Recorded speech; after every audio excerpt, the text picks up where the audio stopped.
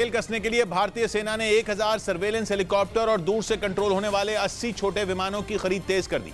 इन्हें fast track प्रक्रिया के तहत स्वदेशी कंपनियों से खरीदा जाएगा, जिनकी तैनाती चीन और पाकिस्तान की सीमा पर की जाएगी, ताकि सरहद पार से होने वाली हर हरकत का मुंह तोड़ जवाब दिया जा सके। बताया गया कि चीन और पाकिस्तान से लगने वाली सीमा की निगरानी को और सख्त करने के लिए सेना 1000 सर्वेलेंस हेलीकॉप्टर और दूर से कंट्रोल होने वाले 80 छोटे विमान खरीदेगी। ये विमान दिन और रात में निगरानी करने और ऊंचाई वाले क्षेत्रों में टारगेट का पता लगाने के लिए तैनात किए जाएंगे। दुश्मन की सही लोकेशन का पता लगाने और सही जगह पर सैनिकों को तैनात करने में भी इनसे मदद मिलेगी। इसके अलावा सेना ने 363 लॉजिस्टिक्स ड्रोन खरीदने की प्रक्रिया भी तेज कर दी है, जिनकी मदद से दूर दराज के इलाकों में तैनात जवानों को जरूरी सामान पहुंचाया जा सकेगा।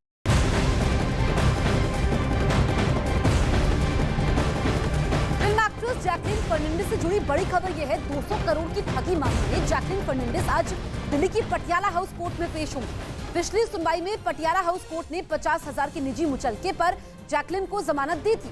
इसी मामले में जैकलिन आज दोपहर करीब 2 बजे कोर्ट में पेश होंगी। हालांकि ये भी खबर है कि ईडी कोर्ट में जैकलिन की जमानत का विरोध कर सकती है। इससे पहले सुकेश चंद्रशेखर से रिश्ते और महंगे गिफ्ट को लेकर ईओडब्ल्यू कई बार जैकलिन फर्नांडिस से पूछताछ कर चुकी है। आरोप यह है कि सुकेश ने जैकलिन को करीब 8.25 करोड़ रुपए के कीमती उपहार दिए। इसके अलावा नगद राशि भी दी थी।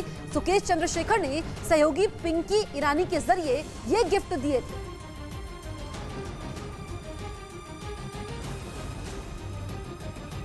आइए अब आपको बताते हैं कि मामले में अब तक क्या हुआ। अभिनेत्री जैकलिन फर्नांडिस आज पटियाला कोर्ट में पेश होंगी। दरअसल सुकेश चंद्रशेखर से जुड़ी ठगी के मामले में जैकलिन का नाम सामने आया था, जिसके बाद कई बार जैकलिन फर्नांडिस से ईडी ने पूछताछ की थी। नाम सामने आने के बाद लगातार जैकलिन की मुसीबत बढ़ती चली गई, क्योंकि ईडी ने जैकलिन को रंगदारी मामले में आरोपी बनाया था। लेकिन पूछताछ और मामला दर्ज होने के समय जैकलिन को पिछले महीने बड़ी राहत मिली थी। 26 सितंबर को जैकलिन को जमानत मिली थी। जैकलिन की जमानत याचिका पर आज पटियाला कोर्ट में सुनवाई होगी। फिलीपींस ने रूस से हेलीकॉप्टर खरीदने के एक बड़े सौदे को रद्द कर दिया। बताया जा रहा है कि अब फिलीपींस ने अमेरिका से डील की है, यानी उसकी वायुसेना अमेरिकी हेलीकॉप्टरों से अपनी ताकत बढ़ाएगी। असल में चीन ताइवान को जिस तरह से आंखें दिखा रहा है, उससे फिलीपींस अलर्ट हो गया है। माना जा रहा है कि इसीलिए वो अपनी सेना को वो मजबूती देना चाहता है जो चीन से भी मुकाबला कर सके। अभी फिलीपींस का पूरा जोर अपनी सेना को आधुनिक बनाने पर है। वो पुराने चॉपरों को नए दमदार हेलीकॉप्टरों से रिप्लेस करना चाहता है। खबर है कि इसीलिए उसने रूस के साथ मी-17 हेलीकॉप्टरों का सौदा किया था, लेकिन रूस यूक्रेन में जंग की वजह से उसे सौदा रद्द करना पड़ा, क्योंकि फिलीपींस को डर था कि कहीं यह खरीद उसके लिए घाटे का सौदा न साबित हो जाए। क्योंकि रूस से कोई भी हथियार या हेलीकॉप्टरों को खरीदने का मतलब होता उसके साथ खड़ा होना। ऐसे में अमेरिका समेत कई पश्चिमी देश फिलीपींस पर कई तरह के प्रतिबंध लगा सकते थे। खबर है कि इसीलिए उसने रूस के साथ सौदे को रद्द करने में ही अपनी भलाई समझी। बताया जा रहा है कि अब फिलीपींस अमेरिका से चिनूक हेलीकॉप्टर खरीद रहा है, जिसकी पहली खेप जल्द फिलीपींस पहुंचेगी। चिनूक के फिलीपींस की वायुसेना में शामिल होने से उसकी ताकत में काफी इजाफा होगा। चिनूक भारी भरकम सामान को भी काफी ऊंचाई पर आसानी से पहुंचा सकता है। अमेरिकी सेना लंबे समय से इस हेलीकॉप्टर का इस्तेमाल कर रही है। राजस्थान के चूरू में हनी ट्रैप के शिकार एक आदमी ने खुदकुशी कर ली, जिस वीडियो कॉल के जरिए फंसाया गया था और पैसों की डिमांड भी की गई थी। जब हरी सिंह ब्लैकमेलर की डिमांड पूरी नहीं कर पाया तो ब्लैकमेलर उसे धमकाने लगे, जिसके बाद हरी सिंह अपने ही घर में फांसी के फंदे पर झूल गया, जिसके पास से एक नोट बरामद हुआ। बताया गया कि थोड़े दिन पहले एक वीडियो कॉल आई। हरी सिंह ने उस कॉल को उठाया। इस बीच कॉल करने वाली लड़की अश्लील हरकत करने लगी। जैसे ही फोन कटा, एक वीडियो हरी सिंह के व्हाट्सएप पर भेजा गया और 10 लाख की डिमांड की गई। जिसका पहले हाय हेलो किया, फिर उसने अपना कोई न्यूड फोटो दिया, इसने देखा, फिर इसके भी कोई न्यूड फोटो बनवा दिया और उसके बाद में एक आवाज चला दी कि मैं यूट्यूब पे इसको प्रसारित करूंगा, नहीं तो ये दे। इसने 10 लाख रुपए की इससे मांग की थी। पैसों की डिमांड हरी सिंह पूरी नहीं कर पाया और परेशान होकर हरी सिंह ने खुदकुशी कर ली। रूस और यूक्रेन की जंग के बीच उनके करीब के 3 देशों जॉर्जिया, अजरबैजान और तुर्की ने एक साथ मिलिट्री ड्रिल की। इनमें तुर्की और जॉर्जिया तो काला सागर के किनारे ही बसे हुए हैं, जहां तैनात अपने जंगी जहाजों से रूस यूक्रेन पर मिसाइलें बरसाता है। और इसी काला सागर के दूसरे किनारे पर बसे जॉर्जिया और तुर्की ने अजरबैजान के साथ मिलकर बड़ी ड्रिल की। इसमें तीनों देशों की सेनाओं ने टैंक और हेलीकॉप्टर समेत कई हथियारों का इस्तेमाल किया। एक जगह तो सेना ने किसी मकान में छिपे दुश्मन को खत्म करने के लिए उसे बम से उड़ाने का अभ्यास किया, जबकि ड्रिल में लड़ाकू हेलीकॉप्टरों ने भी अपना दम दिखाया। इसके साथ ही कई विमानों से कूदे सैनिकों ने पैराशूट की मदद से जंग के मैदान में उतरने की अपनी ताकत को भी परखा। जॉर्जिया के मुताबिक तीनों देशों की सेनाओं के एक साथ आने से उनके आसपास की चुनौतियों से निपटने में मदद मिलेगी। पटना में पुलिस वाले ने एक नर्सिंग होम संचालक से मारपीट की घटना सीसीटीवी में रिकॉर्ड हो गई, जिसमें 2 पुलिस वाले एक आदमी को ले जाते हुए नजर आए। इस बीच उस आदमी को पुलिस वाले थप्पड़ जड़ रहे हैं। बताया गया कि डॉक्टर ने नर्सिंग होम के सामने कूड़ा फेंकने का विरोध किया था और पड़ोसी के खिलाफ पुलिस से शिकायत की थी, लेकिन जब मौके पर पुलिस आई तो उल्टा डॉक्टर से बदसलूकी करने लगी, फिर मारपीट करने लगे और ये वीडियो अब तेजी से वायरल भी हुआ है। बेलारूस वो देश है जो यूक्रेन जंग में शुरू से रूस के साथ खड़ा है। रूस की सेना ने बेलारूस को लॉन्च पैड की तरह इस्तेमाल किया था और यूक्रेन जंग में एक बार फिर बेलारूस की अहमियत बढ़ गई है, क्योंकि कीव पर मिसाइलें बरसाने वाले पुतिन कुछ नया करने के मूड में है। ब्रिटेन तो यही सोच रहा है, क्योंकि उसे लग रहा है कि पुतिन यूक्रेन के एक बड़े हिस्से पर बमबारी करके नहीं रुकने वाले। ब्रिटेन के रक्षा मंत्रालय ने तो ये तक दावा कर दिया कि बेलारूस की आड़ में पुतिन दुनिया में भ्रम फैला रहे हैं और बेलारूस और रूस का जॉइंट मिलिट्री टास्क फोर्स बनाना एक छलावा है, क्योंकि रूस चाहता है कि यूक्रेन अपने उत्तरी इलाके में सुरक्षा घटा दे। क्योंकि बेलारूस के राष्ट्रपति ने दावा किया था कि वो रूस की मदद नेटो से निपटने के लिए ले रहे हैं, क्योंकि टेंशन इतनी बढ़ गई कि बेलारूस और रूस की joint military task force Belarus के पश्चिमी बॉर्डर पर तैनात करनी पड़ेगी। बेलारूस ने जानकारी दी थी कि दोनों देशों की इस जॉइंट मिलिट्री फोर्स में करीब 70,000 सैनिक होंगे, जिनमें 15,000 सैनिक रूस के होंगे। लेकिन ब्रिटेन के रक्षा मंत्रालय का कहना है कि ये सब सिर्फ कहने के लिए, क्योंकि असली प्लान यूक्रेन के उत्तरी बॉर्डर पर सुरक्षा को कम करना है और उसी वजह से रूस के हजारों सैनिक बेलारूस पहुंचे हैं और उनकी संख्या 15,000 से कहीं ज्यादा है। ब्रिटेन का दावा है कि यूक्रेन के उत्तरी बॉर्डर पर जैसे ही सुरक्षा कम होगी, रूस के सैनिक वहां से यूक्रेन में दाखिल होंगे और सीधा कीव को टारगेट करेंगे, क्योंकि बेलारूस के बॉर्डर से कीव महज 225 किलोमीटर ही दूर है। यानी पुतिन कुछ बड़ा और खतरनाक कर सकते हैं। ब्रिटेन ने तो यही डर जताया, क्योंकि उसे लग रहा है कि बेलारूस की नेटो देशों से टेंशन वाली बात सिर्फ दिखावा है और उसका असली मकसद रूस की मदद करना है, ताकि यूक्रेन की राजधानी पुतिन के पंजे में आ जाए। क्योंकि पिछले कुछ दिनों से कीव लगातार पुतिन की मिसाइलों के निशाने पर है। वहीं मिसाइल और रॉकेट अटैक हुआ है, ड्रोन से भी बम बरसाए गए। कई इलाकों में तो कुछ सेकंड के अंतर पर 2-2 मिसाइलें गिरी,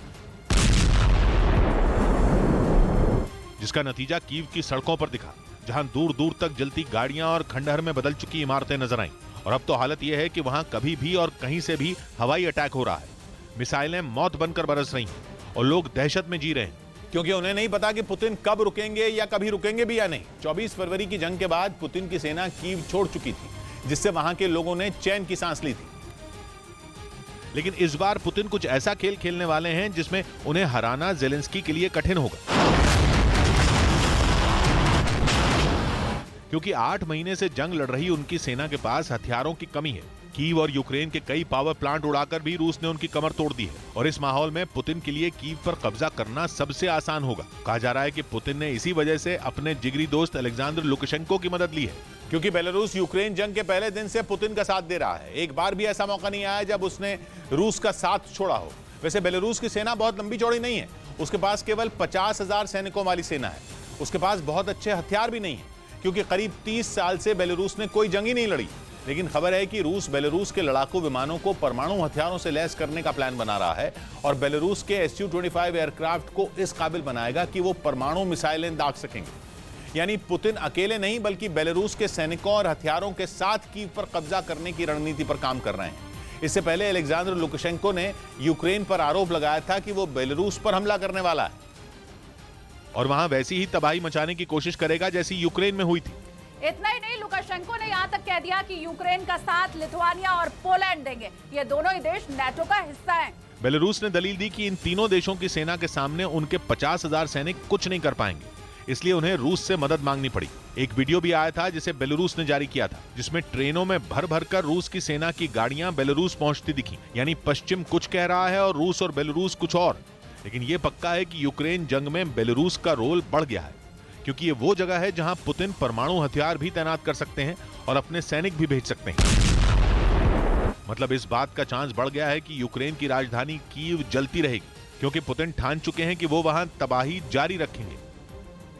मध्य प्रदेश के रतलाम में उस वक्त अफरा तफरी मच गई जब चलती हुई कार अचानक से आग के गोले में तब्दील हो गई और देखते ही देखते पूरी कार जलकर राख हो गई। जिस वक्त ये घटना हुई उस वक्त कार में 2 लोग सवार थे। गनीमत रही कि आग लगते ही कार सवार 2 लोग कार से कूद गए, जिसके बाद माननखेड़ा टोल के पास कार धूं-धूं कर जलने लगी।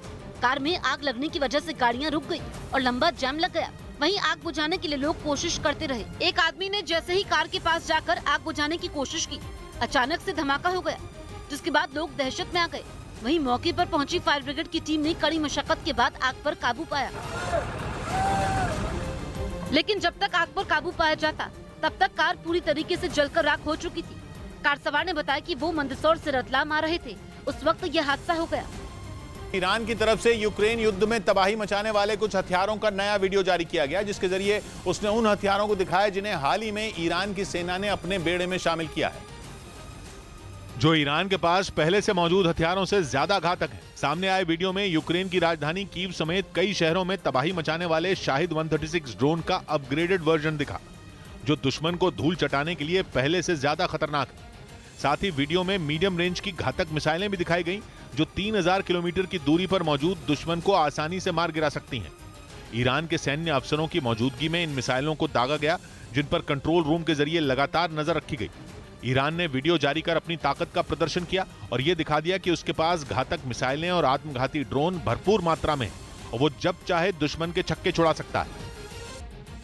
उत्तर प्रदेश के सिद्धार्थनगर से हैरान करने वाली तस्वीरें सामने आई। वहां एक पेट्रोल पंप पर कुछ बदमाशों ने मैनेजर की जमकर पिटाई कर दी। ये पूरी घटना वहां लगे सीसीटीवी कैमरे में रिकॉर्ड हो गई, जिसमें दिखा कि कुछ बदमाश मैनेजर की कैबिन का दरवाजा तोड़कर अंदर दाखिल हुए और फिर एक साथ मिलकर उन पर टूट पड़े। इस बीच किसी ने मुक्का मारा तो किसी ने लगातार थप्पड़ बरसाए। ये देखकर वहां के दूसरे कर्मचारियों ने बीच बचाव करने की कोशिश भी की, लेकिन बदमाशों ने उनकी एक ना सुनी। उन्होंने काफी देर तक पेट्रोल पंप की मैनेजर की पिटाई की। इसके बाद वो जिस रास्ते से आए थे वहीं से निकल गए। उनके जाने के बाद पीड़ित मैनेजर ने पुलिस से मामले की शिकायत की। बताया गया कि पेट्रोल भरवाने के समय तेल कम देने के मुद्दे पर यह विवाद शुरू हुआ था।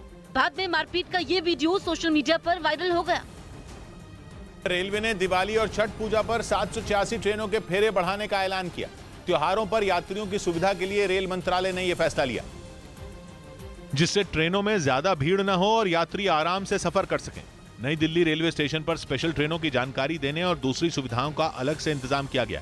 FOPs बने हुए, जो फुटओवर ब्रिजेस बने हुए हैं, उनमें भी बहुत ज्यादा भीड़ ना हो, उस पर भी नजर रखी जाती है। वहीं भीड़ से निपटने के लिए रेलवे स्टेशन पर सुरक्षा बल की तैनाती को भी बढ़ाया गया। यूपी के वाराणसी में मौजूद BHU में छात्रों ने वाइस चांसलर की गाड़ी का घेराव कर दिया। इस बीच सुरक्षा कर्मियों के साथ उनकी धक्का-मुक्की भी हो गई। वहां फीस बढ़ोतरी के खिलाफ छात्र पिछले कुछ दिनों से लगातार प्रदर्शन कर रहे हैं। और इसी बीच यूनिवर्सिटी परिसर में जैसे ही कुलपति के आने की जानकारी प्रदर्शनकारियों को मिली, वो उनसे मिलने पहुंच गए। लेकिन बताया गया कि जब वाइस चांसलर ने उनसे मिलने से मना कर दिया, तब छात्रों का गुस्सा 7वें आसमान पर पहुंच गया। उन्होंने कुलपति की गाड़ी का घेराव कर दिया और इससे पहले कि उनकी सुरक्षा में तैनात गार्ड कुछ समझ पाते, कुछ प्रदर्शनकारी उनकी गाड़ी के ऊपर चढ़ गए।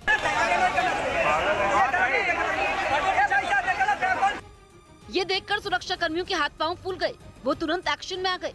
उन्होंने ऐसा करने वाले छात्रों को वहां से हटाने के लिए सख्ती बरतनी शुरू कर दी, जिसके बाद प्रदर्शनकारियों के साथ उनकी धक्का मुक्की शुरू हो गई, क्योंकि छात्र किसी भी तरह कुलपति से मिलकर अपनी बात रखना चाहते थे। काफी देर तक वहां ये हंगामा चलता रहा। बाद में किसी तरह प्रदर्शनकारियों को वहां से हटाया गया, तब जाकर कुलपति वहां से निकल पाए। प्रधानमंत्री नरेंद्र मोदी दिवाली से 3 दिन पहले केदारनाथ पहुंचे, जहां उन्होंने भगवान शिव का रुद्राभिषेक किया। ये छठी बार है जब प्रधानमंत्री केदारनाथ धाम पहुंचे, जहां उन्होंने मंदिर के गर्भगृह में पूरे विधि विधान से पूजा की। इस दौरान पीएम हिमाचली टोपी और खास पोशाक चोला डोरा पहने नजर आए। केदारनाथ के बाद प्रधानमंत्री ने बद्रीनाथ मंदिर में भी पूजा की। इसके बाद वो उत्तराखंड के आखिरी गांव माणा पहुंचे, जहां उन्होंने एक जनसभा को संबोधित किया। छत्तीसगढ़ के दुर्ग में दिन दहाड़े एक सराफा व्यापारी की हत्या से हड़कंप मच गया। ये पूरी वारदात दुकान में लगे सीसीटीवी कैमरे में रिकॉर्ड हो गई, जिसके बाद पुलिस ने सभी आरोपियों को गिरफ्तार कर लिया। गिरफ्तार किए गए दोनों लोगों पर आरोप है कि इन्होंने हत्या की वारदात को अंजाम देने वालों की मदद की थी। साथ ही पूछताछ में पता चला कि सराफा हत्याकांड में सौरभ, अभय, आलोक और अभिषेक शामिल हैं, जो यूपी के रहने वाले हैं और आरंग इलाके में रह रहे थे। और अमलेश्वर इलाके में सराफा व्यापारी सुरेंद्र सोनी की दुकान पर आए थे। पहले दोनों गहने देखते रहे। अचानक से एक बदमाश ने सुरेंद्र सोनी पर हमला बोल दिया, जिसके बाद दूसरे बदमाश ने सुरेंद्र सोनी पर गोलियां बरसाना शुरू कर दिया, जिससे सराफा व्यापारी ने वहीं दम तोड़ दिया। अचानक से एक आदमी दुकान में आता है, जिसको बदमाश वहां से जाने के लिए कहते नजर आए। इसके बाद पुलिस ने तफ्तीश शुरू की तो 2 आरोपियों को पुलिस ने गिरफ्तार कर लिया। पूछताछ में जो खुलासा हुआ, उसके आधार पर बिलासपुर और रायपुर के बीच का सीसीटीवी फुटेज देखा गया, जिसमें एक काले रंग की कार नजर आई, जो आराम से एक ढाबे पर रुके और खाना भी खाया, जिनको पुलिस ने आखिर गिरफ्तार कर लिया। बनारस में करीब 4 बजे के करीब इन 4 लोगों को गिरफ्तार किया गया। इनके पास सोने चांदी जो है रिकवर हुए हैं। इनसे पूछताछ की जा रही है। सराफा हत्याकांड में शामिल सभी आरोपी यूपी के वाराणसी के रहने वाले हैं, जिनको पुलिस ने गिरफ्तार कर लिया है।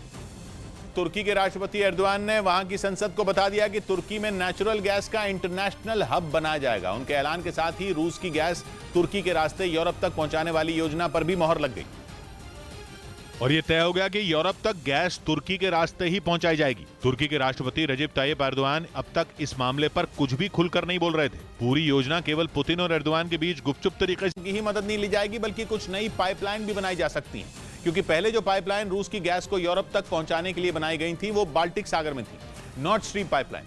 अब ये लगभग तय माना जा रहा है कि नॉर्थ स्ट्रीम पाइपलाइन का इस्तेमाल दोबारा गैस पहुंचाने के लिए नहीं होगा। अब रूस की गैस पहले तुर्की पहुंचेगी।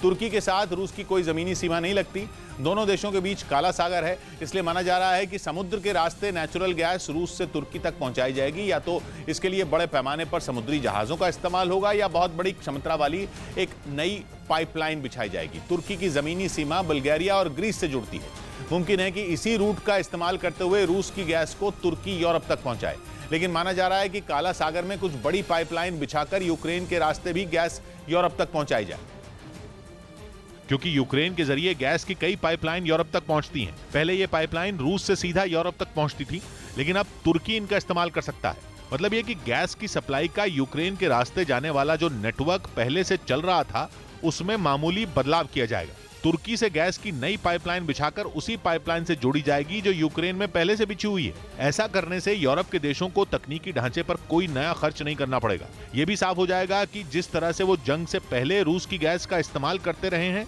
ठीक वैसे ही आगे भी करते रहेंगे। हालांकि यूरोप के देश अभी इससे जुड़ी योजनाओं पर खुलकर बोलने से बच रहे हैं, क्योंकि ये साफ हो चुका है कि अब तक जंग की वजह से पुतिन पर सख्त बैन लगाने वाला यूरोप इस वक्त बुरी तरह लाचार है। लाख कोशिश के बावजूद यूरोप रूस की गैस का विकल्प खोजने में कामयाब नहीं हो पाया। इसीलिए उसने जंग के बीच ही पुतिन की गैस फिर से खरीदने के प्लान पर सहमति जता दी। वही गैस जो यूरोप जंग से पहले खरीद रहा था, वही गैस वो जंग के बाद खरीदेगा। कुछ बदलेगा तो केवल गैस के पहुंचने का रूट। लेकिन यह भी साफ हो गया कि यूक्रेन जंग के बाद से नेटो में भी भारी विरोध है। नेटो के सदस्य अपने अपने फायदे के बारे में सोचने में लगे हैं। तुर्की शुरू से इस जंग में पुतिन का साथ दे रहा है, बल्कि अब तो पुतिन की गैस के बूते तुर्की ने नया उद्योग लगाने पर काम शुरू कर दिया है, जिसका मतलब यह है कि तुर्की के लिए इस जंग में केवल उसका अपना फायदा अहम है। कच्चे तेल के मुद्दे पर सऊदी अरब और अमेरिका के बीच भड़के विवाद में तुर्की भी कूद पड़ा। तुर्की ने अमेरिका को चेतावनी देते हुए कहा कि वो सऊदी अरब को धमकाना बंद कर दे, जिसके बाद यह साफ हो गया कि तेल के खेल में तुर्की पूरी तरह रूस के साथ खड़ा है, क्योंकि रूस के साथ सऊदी अरब की दोस्ती ही अमेरिका को अब तक चुभ रही थी। बाइडेन ने धमकी दी थी कि सऊदी अरब को पुतिन से दोस्ती निभाने की कीमत चुकानी पड़ेगी। अमेरिका के विदेश मंत्रालय ने भी सऊदी अरब के खिलाफ कड़ा रुख अपनाया था, लेकिन अब तो बाइडेन अपने ही फैसले पर बुरी तरह घिरते दिख रहे हैं, क्योंकि इस बार सऊदी अरब के समर्थन में जो मुल्क आया है वो नेटो का सदस्य है। अगर नेटो के सदस्य देश को अमेरिका ने धमकाने की कोशिश की तो और बड़ा बवाल खड़ा हो जाएगा। नेटो में अगर बवाल हुआ तो पुतिन की गेंदबाजी पर बाइडेन हिट विकेट हो जाएंगे। पूरा झगड़ा तेल की कीमत से जुड़ा है। तेल एक्सपोर्ट करने वाले देशों के संगठन ओपेक प्लस में रूस और सऊदी अरब का दबदबा है, और पिछले हफ्ते हुई ओपेक प्लस देशों की बैठक में तेल का उत्पादन कम करने का फैसला लिया गया था। तेल का उत्पादन कम होने से तेल की कीमतें बढ़ना तय हो गया, जिसका सीधा फायदा रूस को मिलेगा। रूस की पूरी कोशिश तेल और गैस की कीमतों को ऊपर रखने की है, ताकि यूक्रेन में चल रही जंग का खर्च वो आसानी से निकाल पाए। लेकिन महंगे तेल का मतलब महंगा पेट्रोल और महंगा डीजल भी है, जिससे दुनिया भर में महंगाई बढ़नी तय है। बाइडेन इसलिए परेशान हैं क्योंकि अगले महीने उन्हें मिड टर्म इलेक्शन का सामना करना है, और लोगों पर बढ़ा महंगाई का बोझ उनकी मुश्किलें बढ़ा सकता है। इसीलिए सऊदी अरब पर बाइडेन बुरी तरह से भड़के हुए हैं। लेकिन सऊदी अरब और अमेरिका के विवाद में तुर्की की एंट्री ने विवाद का रुख पलट कर रख दिया। माना जा रहा है कि तुर्की की ये खुल्लम खुल्ला बगावत बाइडेन के लिए नई मुश्किलें खड़ी करने वाली है। मध्य प्रदेश के पन्ना में धनतेरस से पहले किसानों पर धन वर्षा हो गई। खुदाई के समय किसानों को अपनी जमीन से हीरा मिला है, जिसकी कीमत करीब 15 लाख रुपए बताई जा रही है। हीरा मिलने के बाद किसानों के चेहरे खिल गए और अब किसानों को इंतजार है जब ये बेशकीमती हीरा नीलाम हो और उनको उनकी मेहनत का पैसा मिले। दरअसल 8 किसानों ने अपनी जमीन पर खदान लगाने की इजाजत मांगी। उसके बाद जब खुदाई शुरू की गई तो जमीन के नीचे कुछ चमचमाता हुआ नजर आया और उस धातु को बाहर निकाला तो किसानों के चेहरे खिल गए। ये हीरा 4.69 कैरेट का है, जिसकी कीमत करीब 15 लाख रुपए है, जिसे किसानों ने जिला दफ्तर में जमा कर दिया। 4-5 मिल के पट्टा बनाए हैं। पट्टा बनाए हुए के बाद हीरा खदान लगाए, उसके बाद हीरा मिला है 1.5 महीना बाद, तो उसको ले आके जमा किए हैं। दरअसल मध्य प्रदेश का पन्ना जिला हीरो के लिए मशहूर है। हर साल पन्ना की जमीन के नीचे से अच्छी क्वालिटी के हीरे मिलते हैं। भड़काऊ भाषण के मामले में सुप्रीम कोर्ट ने सख्त रुख अपनाते हुए दिल्ली, यूपी और उत्तराखंड की सरकारों को नोटिस जारी किया। कोर्ट ने तीनों राज्यों से ऐसे भाषण देने वालों के खिलाफ की गई कार्रवाई की जानकारी मांगी और ये निर्देश दिया कि ऐसे नफरती भाषणों के मामलों में राज्य सरकारें शिकायत का इंतजार न करें।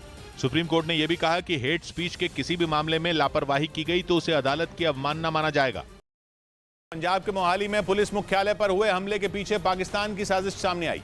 दावा है कि वहां पुलिस के दफ्तरों पर दोबारा हमले की प्लानिंग की गई थी, जिसमें पाकिस्तान की खुफिया एजेंसी ISI और कनाडा में बैठा खालिस्तानी आतंकी लांडा शामिल था।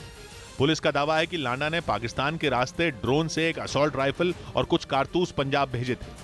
बताया गया कि उन हथियारों के जरिए पंजाब पुलिस के बड़े अधिकारियों और पुलिस के दफ्तरों को निशाना बनाने की साजिश रची गई थी, लेकिन उनकी साजिश पहले ही नाकाम कर दी गई।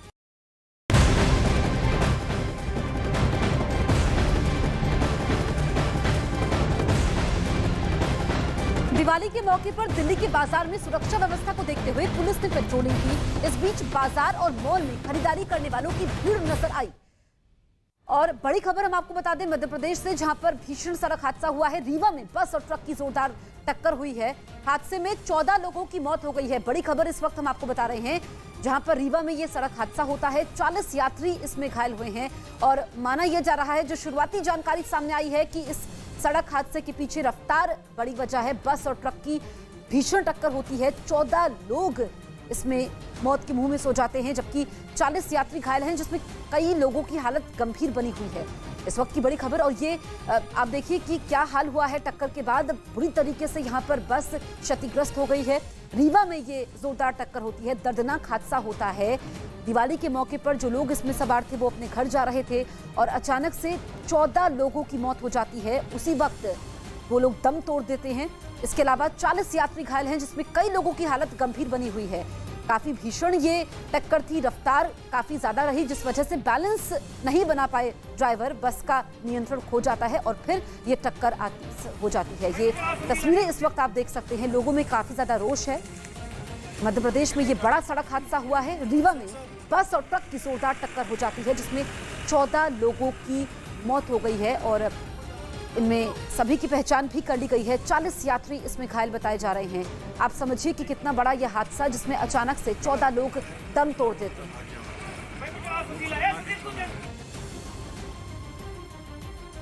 एक ट्रॉले से एक बस की जो एक्सीडेंट हुआ है, उसमें भी जो घायल लोग हैं उनको तो तत्काल रीवा पहुंचा दिया गया है। उनका ट्रीटमेंट होना शुरू हो गया है और लगभग 10 डेड बॉडीज मिल चुकी हैं, क्योंकि जो टक्कर थी वो सीधे बस जो है वो सीधे ट्रॉले में अंदर जाके चली गई है और आगे ट्रॉला किस कारण से रुका, उसका एक्सीडेंट क्यों हुआ, ये भी क्लियर नहीं हो पाया है। सवारी जो है वो हैदराबाद से आ रहे थे और सुहागी घाटी में आगे एक बड़ा सा ट्रक है। ऐसा दिखता है कि उस ट्रक का उसके आगे वाले ट्रक से एक्सीडेंट हुआ है और उसके कारण उसने ब्रेक लगाया होगा।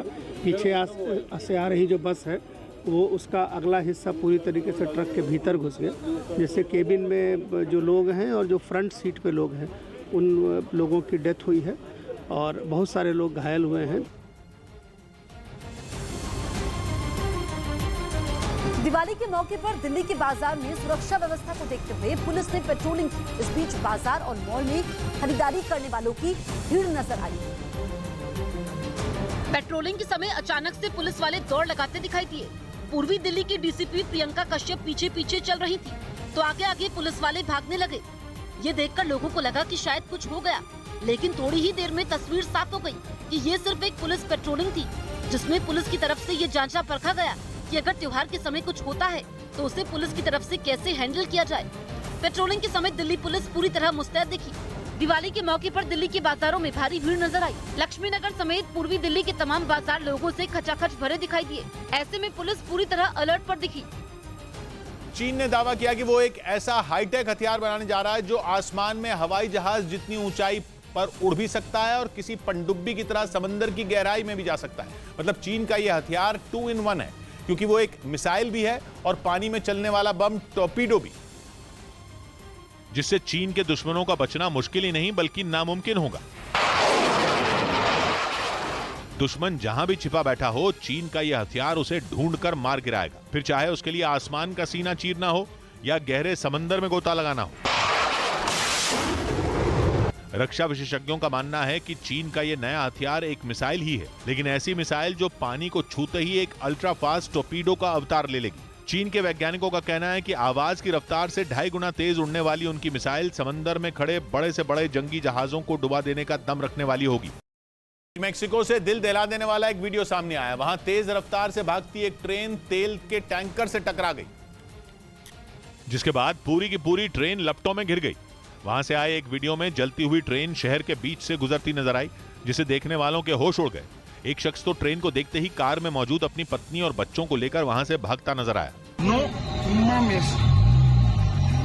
वहीं एक दूसरे वीडियो में अग्वस्कलिंतिस के कई घर भी सुलगते दिखे।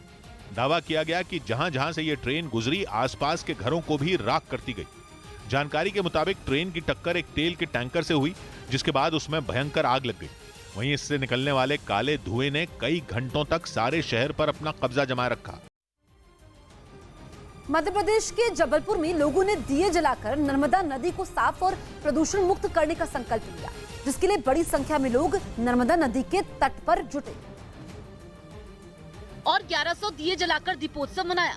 दिवाली से पहले नर्मदा नदी का घाट रोशनी से जगमग हो उठा। प्रशासनिक अधिकारियों और जनप्रतिनिधि की मौजूदगी में भव्य कार्यक्रम का आयोजन किया गया, जिसमें रंगोली और दिए से घाट को सजाया गया था। वहीं आने वाले 1 साल में नर्मदा को प्रदूषण मुक्त करने और नदी में मिलने वाले गंदे नालों को बंद करने का संकल्प लिया गया। दीपोत्सव में मौजूद रहे नगर निगम के मेयर ने कहा कि अगले साल तक नदी में मिलने वाले सभी नालों में ट्रीटमेंट प्लांट लगा दिए जाएंगे। इसके साथ ही अगले साल नर्मदा नदी के घाट पर दीपोत्सव को भव्य और दिव्य बनाने के लिए 1.25 लाख दिए जलाने का भी वादा किया गया। 1.25 लाख दीपक हजारों की संख्या के हमारे नागरिकों के साथ, बच्चों के साथ अगले वर्ष दीपावली में दीपोत्सव का जबरदस्त कार्यक्रम यहाँ पर हम लोग मनाएंगे। दीपोत्सव में नगर निगम की ओर से बच्चों में मिठाइयाँ बांटी गई और इस बीच लोगों में भी काफी उत्साह देखने को मिला।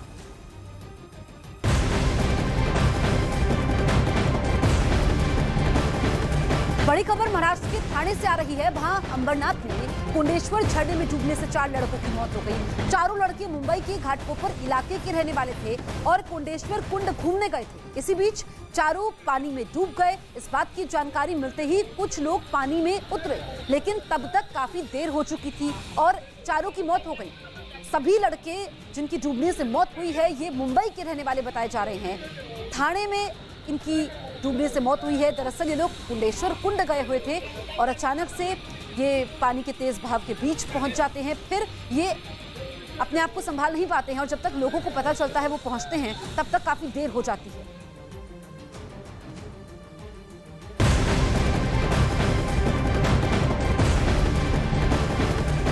इधर अयोध्या में दिवाली के जश्न के लिए होने वाले लेजर शो की रिहर्सल की गई। वहां दिवाली से एक दिन पहले पीएम मोदी दीपोत्सव कार्यक्रम में हिस्सा लेने पहुंचने वाले हैं, जो राम की पैड़ी पर होने वाले भव्य लेजर शो का भी हिस्सा बनेंगे। सरयू नदी के किनारे होने वाले इस लेजर शो के जरिए रामायण की कथा सुनाई जाएगी, जिसकी फाइनल रिहर्सल को देखने के लिए वहां बहुत से लोग इकट्ठा हुए। इसके अलावा दीपोत्सव कार्यक्रम में वहां लाखों दिए भी जलाए जाएंगे, जो सरयू के तटों पर सजे नजर आए।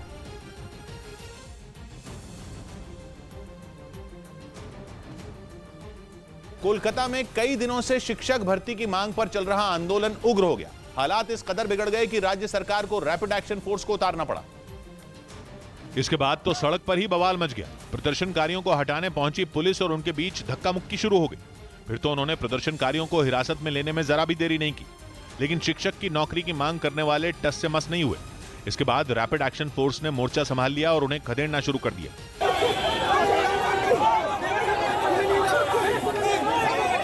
ये पूरा हंगामा कोलकाता के सॉल्ट लेक इलाके में शिक्षक भर्ती की मांग पर सोमवार से बैठे अभ्यर्थियों को हटाने पर हुआ, जिसके बाद प्रदर्शन में कई छात्र संगठन भी शामिल हुए।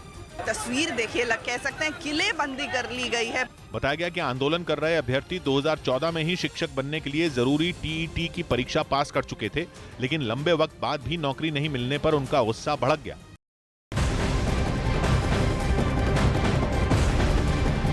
उधर रूस के नागिंस्क शहर में एक गोदाम में आग लग गई, जिसका एक वीडियो भी सामने आया, जिसमें वो गोदाम आग की लपटों में घिरा नजर आया। सामने आए वीडियो में गोदाम से धुएं का गुबार उठता दिखाई दिया। चारों तरफ सिर्फ काले और सफेद धुआं ही नजर आया। 5000 स्क्वायर फीट तक फैली आग को बुझाने के लिए कड़ी मशक्कत करनी पड़ी। हालांकि काफी देर के बाद आग के तांडव को शांत किया गया। आग किस वजह से लगी थी, इसका पता नहीं चल पाया। उत्तर कोरिया के शासक किम जोंग उन की मिसाइलों के जवाब में अमेरिका ने अपने महाविनाशक बॉमर उतार दिए। अमेरिका के रक्षा मंत्रालय पेंटागन ने बताया कि प्रशांत महासागर में मौजूद उसके सबसे बड़े सैन्य अड्डे गुआम में इन बॉमर को उतारा गया, ताकि किम को उनके मिसाइल परीक्षणों का मुंह तोड़ जवाब दिया जा सके। यही वजह रही कि अमेरिका ने गुआम में अपने कई बॉमर तैनात कर दिए और ऐसा करके किम जोंग उन को यह बताने की कोशिश की कि अमेरिका उसे जवाब देने के लिए हर वक्त तैयार बैठा है। और इसीलिए अमेरिका ने प्रशांत महासागर में मौजूद अपने सबसे बड़े सैन्य अड्डे में सुपरसोनिक B-1 बॉमर तैनात किए, जिन्हें कुछ घंटे के नोटिस पर दुनिया में कहीं भी मिशन के लिए भेजा जा सकता है। ये बॉम्बर ऐसे हैं जो पेंटागन के लिए कहीं से भी उड़कर दुनिया के किसी भी ठिकाने पर ऑन डिमांड बमबारी कर सकते हैं। अफगानिस्तान, इराक, लीबिया और सीरिया में अमेरिका इन बॉमर का इस्तेमाल कर चुका है। इसलिए जाहिर है अमेरिका ने अपने महाविनाशक बॉमर को गुआम में तैनात करके किम को यह बताना शुरू कर दिया है कि न्यूक्लियर बॉमर वाली सबसे खतरनाक ताकत अमेरिका के पास ही है। और इसी के साथ बाइडेन ने किम जोंग उन को मिसाइल टेस्टिंग पर लगाम लगाने की चेतावनी दे डाली, क्योंकि इस साल उत्तर कोरिया ने सबसे ज्यादा मिसाइल परीक्षण किए और वो लगातार बैलिस्टिक मिसाइलों को दागकर पूरी दुनिया को चौंका चुका है। यही नहीं, बीते दिनों उत्तर कोरिया के लंबी दूरी तक वार करने वाली 2 मिसाइलों का परीक्षण करने की खबरें भी सामने आई थी। दावा किया गया कि जो मिसाइलें किम ने दागी उनमें परमाणु हथियार भी फिट किए जा सकते हैं। और ऐसी मिसाइलों के परीक्षण के बाद ही आशंका जताई जाने लगी कि किम परमाणु हमले की तैयारी में जुट गए हैं और वो भी रूस के राष्ट्रपति व्लादिमीर पुतिन की राह पकड़ सकते हैं, क्योंकि पुतिन की ही तरह वो भी अमेरिका को अपना दुश्मन मानते हैं। दक्षिण कोरिया और जापान के साथ मिलकर मिलिट्री ड्रिल करने से अमेरिका और उत्तर कोरिया के बीच तनाव चरम पर है। इसलिए इस हफ्ते अमेरिका ने गुआम में अपने सुपरसोनिक B-1 बॉमर उतारने का फैसला लिया, ताकि वो जब चाहे उत्तर कोरिया को जवाब दे सके। पेंटागन की तरफ से कहा गया है कि गुआम में इन बॉमर की मौजूदगी ये दिखाती है कि अमेरिका पूरी दुनिया में कभी भी तबाही मचा सकता है। साथ ही B-1 बॉमर की तैनाती ने किम को यह भी समझा दिया कि अमेरिका दक्षिण कोरिया और जापान के साथ खड़ा है। इससे पहले जून में भी अमेरिका ने सुपरसोनिक B-1 बॉमर को तैनात किया था, क्योंकि तब किम के परमाणु परीक्षण करने की खबरें थी।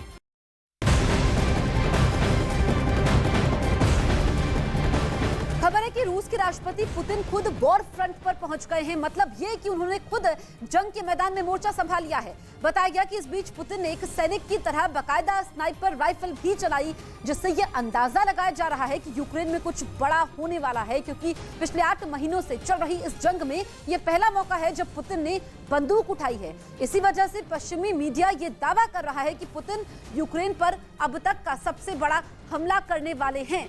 तो यूक्रेन पर हमले से जुड़ी बड़ी खबर, खुद यहां पर पुतिन ने मोर्चा संभाला है और ये देखिए किस तरीके से यहां पर सैनिकों का हौसला बढ़ाते हुए स्नाइपर राइफल भी उन्होंने चलाई। ऐसे में अंदाजा ये लगाया जा रहा है कि यूक्रेन में पुतिन कुछ बड़ा करने वाले हैं।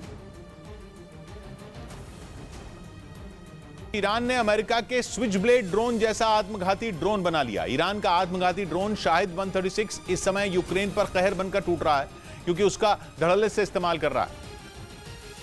और यूक्रेन में धड़ाधड़ धमाके कर रहा है। ईरान के आत्मघाती ड्रोन शाहिद 136 ने यूक्रेन में ऐसा तांडव किया कि इमारतें उड़ गईं। इस ड्रोन ने दिन हो या रात हर समय यूक्रेन को टेंशन दी। और अब ईरान एक और आत्मघाती ड्रोन लाया है जिसका नाम है मिराज 521, जिससे ईरान की सेना ने युद्ध अभ्यास किया। जानकार मानते हैं कि मिराज 521 अमेरिका के स्विच ब्लेड ड्रोन जैसा है, यानी ये भी आत्मघाती है और घूमते हुए जाता है और टारगेट को उड़ा देता है। मतलब यूक्रेन जंग में रूस के नए साथी के पास वैसा ही खतरनाक ड्रोन है जैसा अमेरिका के पास है। अमेरिका के स्विच ब्लेड ड्रोन ने यूक्रेन की सेना का खूब साथ दिया है और यूक्रेन के सैनिकों ने इनकी मदद से रूस की सेना को बहुत नुकसान पहुंचाया था। लेकिन अब यूक्रेन के साथ भी वही हो रहा है, क्योंकि ईरान ने अपना आत्मघाती ड्रोन शाहिद 136 रूस को दिया है, जिसने यूक्रेन के पसीने छुड़ा दिए हैं। और अब ईरान ने एक और आत्मघाती ड्रोन बना लिया है और दावा किया गया कि वो पहले वाले से ज्यादा खतरनाक और जानलेवा है, क्योंकि मिराज 521 में कई ऐसी खूबियां हैं जो स्विच ब्लेड ड्रोन जैसी हैं, क्योंकि ये भी 15 मिनट तक हवा में रह सकता है। ये तक कहा गया कि मिराज 521 दिखता भी अमेरिकी आत्मघाती ड्रोन की तरह ही है